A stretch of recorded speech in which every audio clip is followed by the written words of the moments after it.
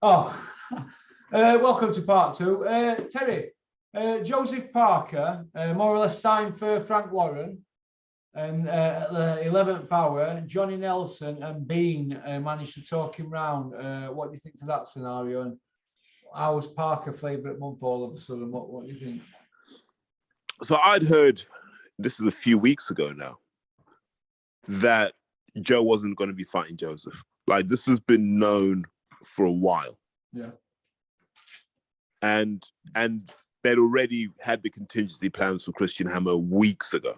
So the way this is playing out in the public is it's all a bit of a soap opera, but in reality, it wasn't going to happen. What Sky realized was the way Hearn was moving, they weren't really going to get Chisora. They weren't going to get Dillian, it didn't look like. But they needed a heavyweight they could push up the rankings to get world title fights. And, you know, they had no natural dance partner for Huey, a fight they could just make in-house in the UK that would do numbers, right? Because those two are going to have a rematch because there's still debate about who won that. Yeah, there is, yeah. Well, I think Huey won it, but I'm biased towards Huey. But... Exactly. And some people think Parker won it. Parker won, yeah. But there's enough in that hardcore demographic that Sky seem to want to target now that you could do a fight like that at the O2, supported by a decent undercard. What did you think to Nathan Gorman's performance at the weekend? Because he looks like he's got skills to burn, doesn't he? Still too left-hand happy for my liking. Yeah. His issue was always, like, his jab was good and his left hook was good, but he could never do much with his right hand.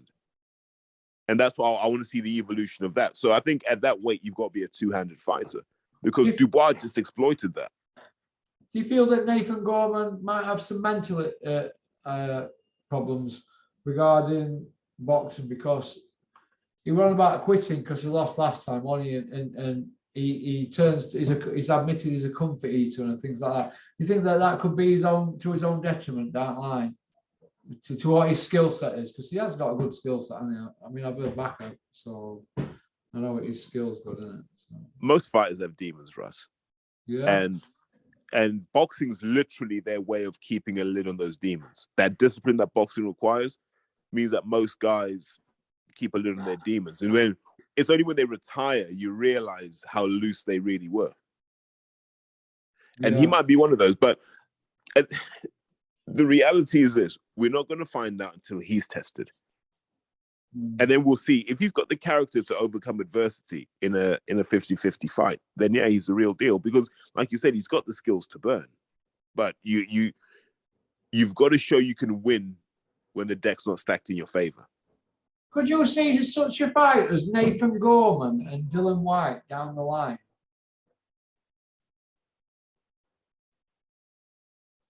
Gorman would need to give me a real win for me to go, oh, okay. Dylan White, yeah. Put Gorman in with Michael Hunter. Put Gorman in with who? Michael Hunter. Yeah, that's a good fight, isn't it? Yeah, well, instead of Huey. Yeah, let Huey and Parker sort their business out. And then let Hunter and Gorman sort their business out. And then we'll know one way or the other how good Gorman is. Yeah, he's only 25 though, Nathan Gorman, isn't he? He's got plenty of time on his hands, hasn't he? Yeah, but you were saying that about Huey a few years ago. But look what happens after a while. You just stagnate. Yeah, Huey's gone, I'm not saying he's gone backwards, but he's had some bad luck, a couple of injuries. He's not very well at the moment. He's got an abscess. So on his stomach. So I can tell you what. Oh, wow. Get well soon. Get well soon, Huey. Yeah, he's not very well at all. Been sleeping 20 hours a day. Wow. So I don't know. But Huey, he's not that type to say he don't feel well. He doesn't really say much. You know what I mean? Yeah. He's really quiet, like, you say, hey up, Huey, that's it. He always say, hey up. He's a very, very quiet kid, like. But I don't know how he was seen either at a dinner table or in the gym. So I think he's not wanted to tell his dad he didn't feel right. That's what I think. He didn't want to let him down. I hope he gets well soon. I do. I do. D White's put some shows on. Somebody said to me the other day, well, he's involved in putting shows on down there. Some were pretty stacked cards as well, weren't they? Putting like, 11, 12 fights on something. Where did they put them on? At York Hall and that? Nah, in a place called Kingston. With Kingston. Where's that in London? No, it's right on the outskirts of London, mate. Is it Kingston upon Thames? Yeah. Oh. Bob Arum. He's always in mix, isn't he? Don King. These guys, Terry, are these going to be doing this in another 5 years, do you think? Because they're still involved in world title fights, aren't they?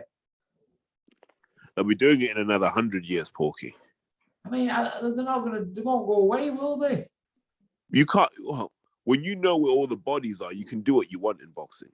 And those two know exactly where the bodies are. Yeah.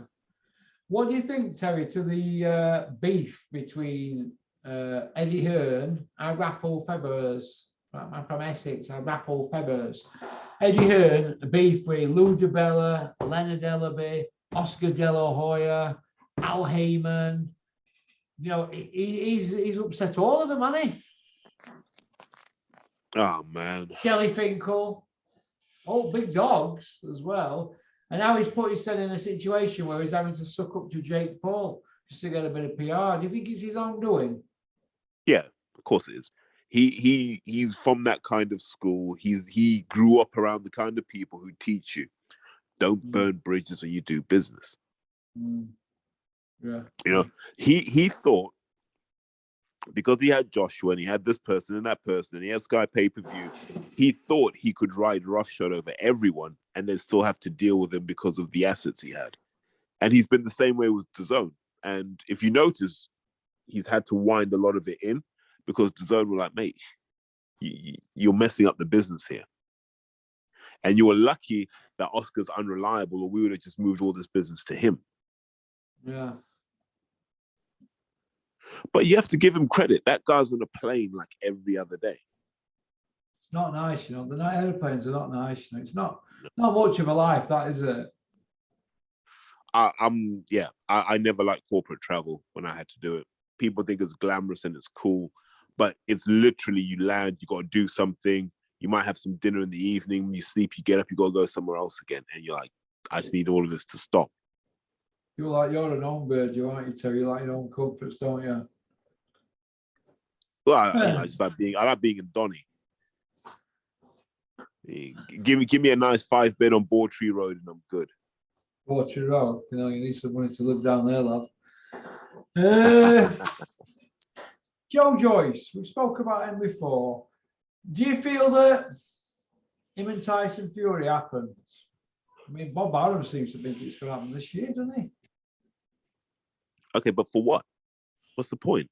I don't see what that'd be a risky fight for Fury, wouldn't it? No, not really. Well, if he got caught or cut, it could put the Joshua fight back or the Fury Usyk fight. Nah, Fury will handle Joe easily. Joe's really good, but he's very one-dimensional. And once Fury works out how to diffuse that activity, that's easy for him. You reckon, yeah? Yeah. But what does it do for Fury? At this point, Fury's not getting out of bed unless it's historic. Unless it's historic. What, like wanting £500 million being interviewed by Piers Morgan, an Arsenal fan? Mate, wouldn't you want 500 million? You're not going to get that. He's aiming high and hoping he can pick up some walnuts on the way down, isn't he? But let's be honest. Let's say after August 20th, Usyk's got the other belts. Yeah. Fury's going to be like, look, I can just take these belts. Let's get this fight done by the end of the year. Do you feel that he retires every time so that people think he's fighting the last time, so they buy the pay-per-view? Think it's all smart business moves when they're saying they're retiring and stuff, and they don't, they're not? I just think it's for headlines, mate. I think it's for headlines and for clickbait and all that sort of stuff. It's like the boy who cried wolf, isn't it? Yeah. What do you think will happen to Coogan and them? Because they seem to be putting compilation clips of Ebony Bridges' career where she's posing on IFL. I've just seen it now. Somebody's just sent me one. What do you think to all that? Mate, every time I talk about Coogan, I get into trouble. So you know what I'm going to do? Yeah. I'm going to talk about Coogan. So, so here's what I'll say. Is he going to do an Henry Hill on everybody? He might be the new Big Meech. He's going to do an Henry Hill on all of them, isn't he? That's what him and I argued about. What? I just said, mate, how can you be upset about my podcast? All I said is you better not grass. Why the grass like, yeah? I don't know if he has. I'm just saying you better not. And you know, my thing is this, Russ. If you ate off the thing, you can't separate yourself from it. So when I'm watching Macklin do commentary, I'm like, how are you letting Macklin do commentary? This doesn't make any sense. They sacked Matt Letizia for believing in conspiracy theories. Yeah, Matthew Letizia, the Southampton superstar, who basically were probably best playing at Wales at the time. Oh, when he went to Southampton, he was doing things that were freaky, wasn't he? Yeah. Mate, they got rid of him off Sky because of some of his views regarding COVID, right? And kept Jamie Carragher for spitting in a 14-year-old girl's face. Yeah, and Macklin's still there. It's almost as if Macklin knows a lot more than we think. And that's the reason he's able to just sit there and do what the hell he wants. Yeah, but I see all these waivers that Sky are giving people and saying, right, if you come on Sky, you've got to sign this to say that, you know, this is all kosher and blah, blah, you haven't done anything with this particular person and all that. Doing all that, and MTK is called Mac the Knife, doesn't it? And it was his company to start when it was MGM. I don't get that. I don't have anything personally against Matthew Macklin. I think he comes over as all right, but as a commentator. But come on, there's a bit of double standards there and hypocrisy, isn't there? If he's still there, has he signed a waiver? No other sport would do this. No other sport? Could you imagine if this were football? I mean, I didn't. Right, so do you know what? I might start looking at doing some football videos. I don't know. I mean, do you know in football they seem to go about the business properly, don't they? It's all run right, isn't it? Everybody plays each other. They have rules and that. Whereas this, you're just banging our heads together, aren't we? There's so many fights I want to see, but we're not going to see, are we? Because it's not viable. It don't make sense and all that. Well, whatever happened to rankings? When number 1 and number 2 get ready to fight for a vacant belt, does Eddie Hearn come out and go, yeah, it just don't make sense. We're going to fight number 1 and number 5. Because that's what we're up against, isn't it? Could you imagine that with Premier League, if they started behaving like boxing does? We'd be in bits, wouldn't we? Mate, United would never play Liverpool. You'd have to wait 20 years for them to play each other. Yeah. All that we had to wait all them years for Manny Pacquiao against Floyd Mayweather. Yeah. And even then, Porky, they play the reserves. They put their reserves out. Yeah, and even then, they still wanted to do it again, didn't they, 4 years later? What? Who wants to see that again? Mate, you're going to get that as an exhibition in the next 3 years, trust me. Do you know what I mean? So, what's going to happen to Dave Allen now, do you think? Because he's come out and he said he wants to be an opponent now. What do you think is going to happen with David? Let him fight Nathan Gorman. You think he's just done his own head with boxing and we're making wrong? Sometimes you make a wrong decision in boxing, you try and correct it, and then you're in an even bigger pile of shit, aren't you? And you just keep going, don't you, making bad decisions. My advice was simple. If I were Dave Allen now, do you know what I'd do? I'd take myself off social media for 1 year and still keep your account, just turn them off for 1 year. I'd get rid of all hangers on. And I've just trained hard for 1 year, take myself away from everybody, and then come back with a different attitude and be a different person, clean shaven, suit on, not acting the goat, acting being an idiot, not walking around in Carrymores with a body warmer, we're ripping it. You know, I think he probably got that gag off Rocky, and he went ripping hoodie. But look, listen. Well, I don't know, mate. But carry malls on what? So that Dave, you wear Nike Air Max, what? Or he's AZEX. He did when he lived at back in me. So what's all this? I don't know. If Mr. Humble and all that, forget all that. Poor man's Ricky Hatton shit. We'll train for a year. Get rid of all hangers on, and then come back and pick a chicken, pick a trainer. I had a rough one last night, so you know that, don't you? Pick a trainer. Pick a trainer and just get stuck in and come back then. But at the moment, he's stuck in kind of like fighting. He's had 2 fights with Dennis. He said he wanted 6 stiffs and then a proper fight. Well, he's had 2. Now he's saying he just wants a proper fight and wants to be an opponent. So that game plan went out of winning. So we can't have a go at Dennis because he hasn't done no wrong, has he?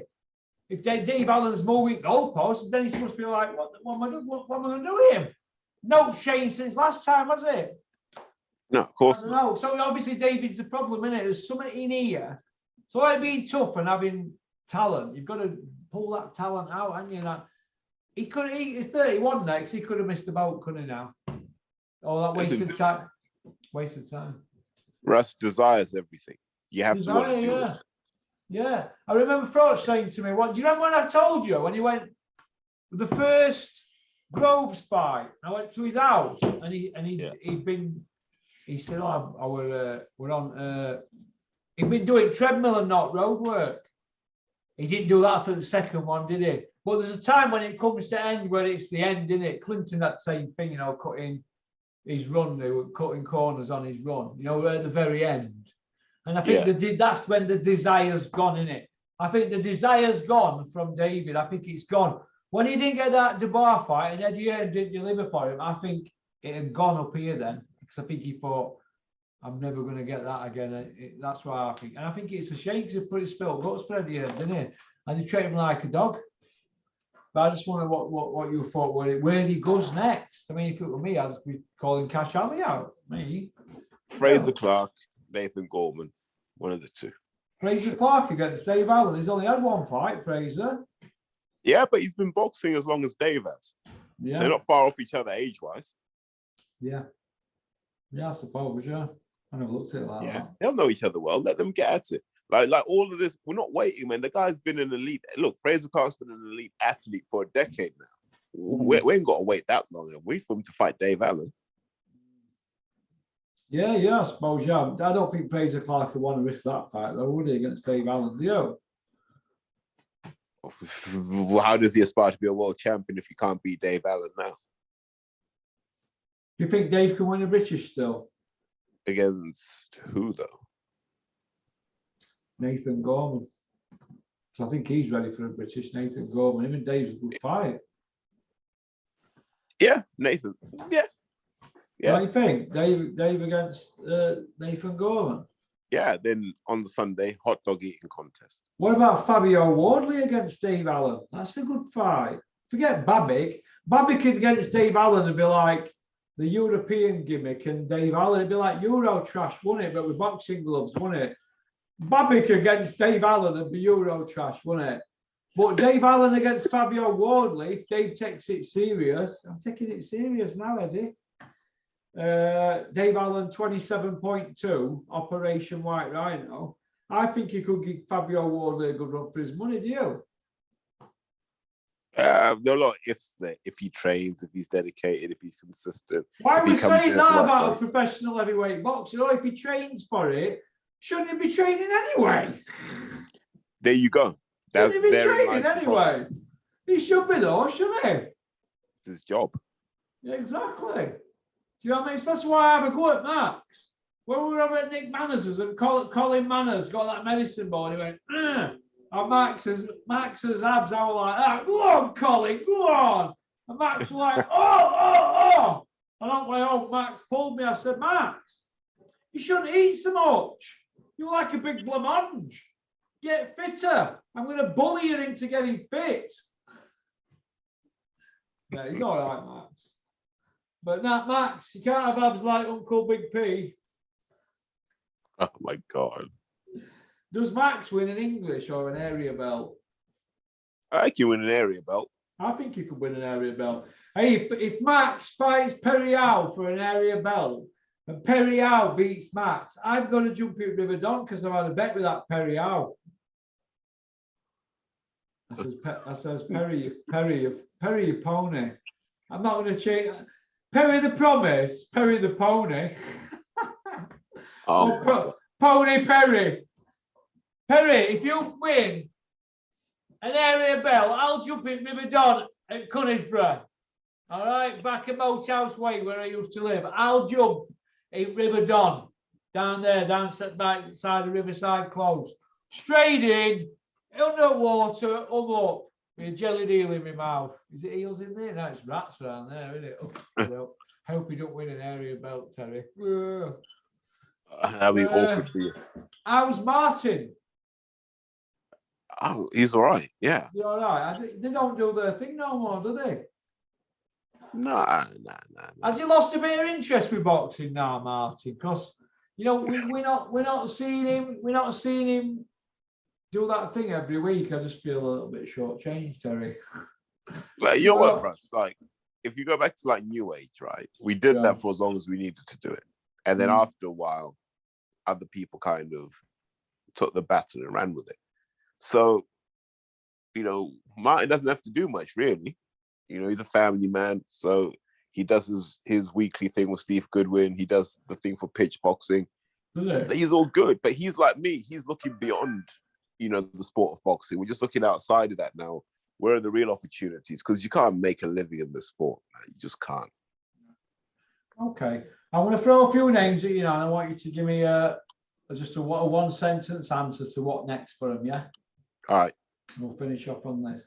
Gareth A. Davis, the Gad. Hit by a bus. Hit by a bus. Okay. Anthony Joshua. Will feel like he's been hit by a bus August 20th. Okay. Billy Joe Saunders. Would like to see him come back and fight Ryder. Don't know if he will. Definitely not fighting any Americans. Ellis Scotney. I'd like her to move to Sky. And I'll explain what I mean by that. Eddie Hearn doesn't know what to do with female boxers unless he can play on the whole rainbow pride thing or the page 3 thing. He doesn't know what to do with women who are just damn good boxers. He just doesn't know what to do with them. And I think Ellie needs to be around a promotional company that knows what they're doing with her. And so I'd like to see her move to Sky. All right, Shannon Courtney. What next for Shannon Courtney? Let her fight Ebony Bridges again. All right. Adam Boo, the Dark Lord. What next for him? I've run out of buses, unfortunately. Hopefully a turd falls out of a plane and lands on his head. The guy's the biggest hoax in boxing, Russ. And on one hand, I respect him because he landed on his feet with David Hay, managed to turn that into a complete career, right? And he's been able to become a millionaire off getting lucky. That's pretty much it. I know what your comments are like. There'll be some guys, normally unmarried with no kids, right? And no girlfriend. So there'll be some guy in the comments who'll go, yeah, but he did all of this stuff. No, he didn't, man. He used to be sat there in Miami when Ishmael Salas was training David Hay, taking notes. Do you know what I mean? That's your Adam Boo. Well, Ismail Salas were doing all work at the beginning. Yep. So I thought Adam Boo were down as trainer. Say that again? So what were Adam Boo? Were he just like David's personal valet or something? No, remember Adam was trainer and manager at the time. Yeah. Yeah. And so Adam's made a career of that. And everyone you speak to has a bad story about Adam. Apart from Richard Towers, who really loves him. And I think Adam was a good man to Richard. Free Richard, by the way. Free Richard Towers. And what you found over time is Adam's never been able to replicate that magic, has he? No. Not since David A. Yeah. George had to go elsewhere to fulfill his potential. Josh Kelly will end up going elsewhere.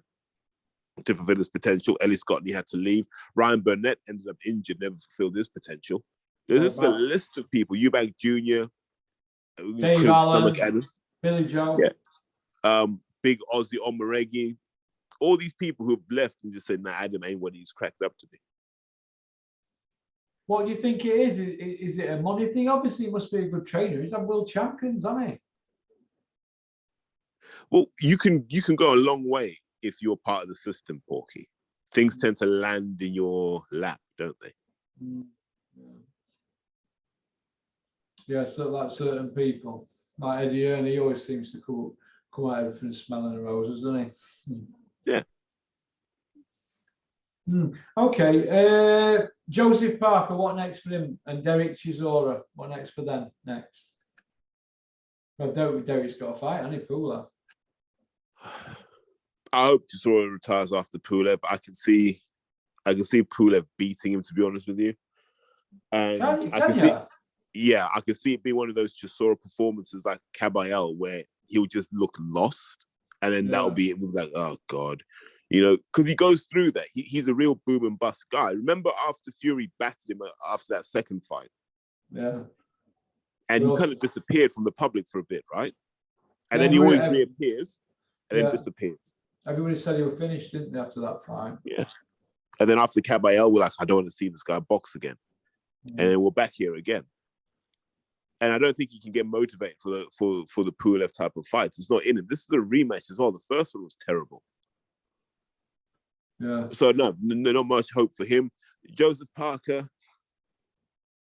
I think the reason people have Joseph Parker on their stable is just to get Tyson Fury to come to the fight. That's it.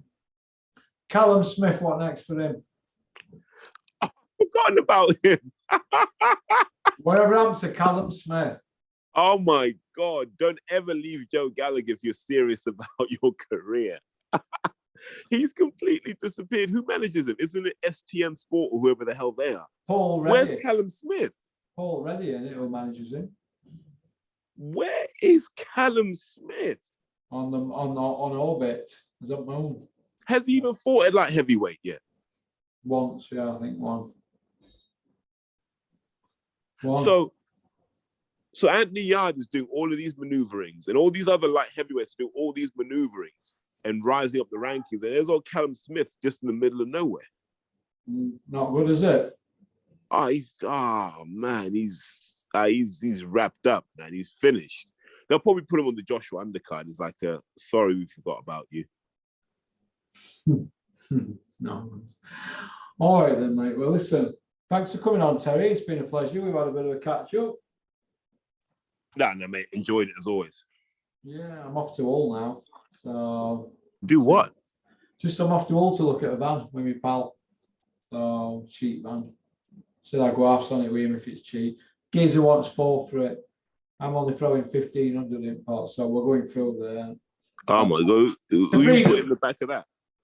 No, it's a B-dub, it's a caddy.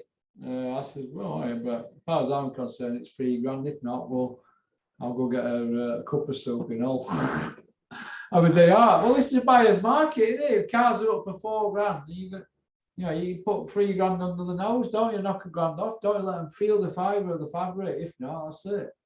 Otherwise, you're going to be, oh yeah, we'll pay 3,800 quid for it and we'll be sat on it weeks because there's no profit in it. You know what I mean? No, we'll be one of them guys. Over. Okie doke. Well, listen, you take care. Have a great evening and we'll speak soon. All right, take care. Peace out. All right, mate. Bye. That's it. Ben! Not listening. So coming round to say hello to Terry. He said, I'll come round about 12. Missed out, Ben. All right, Ben, next door. I think that's about it, really. 12 o'clock on a Wednesday.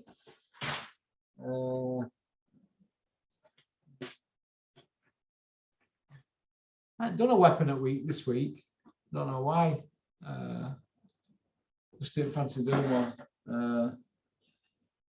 I will do one now when somebody does something a bit weapony, but not yet. All right, that's about it really. All right. Peace out.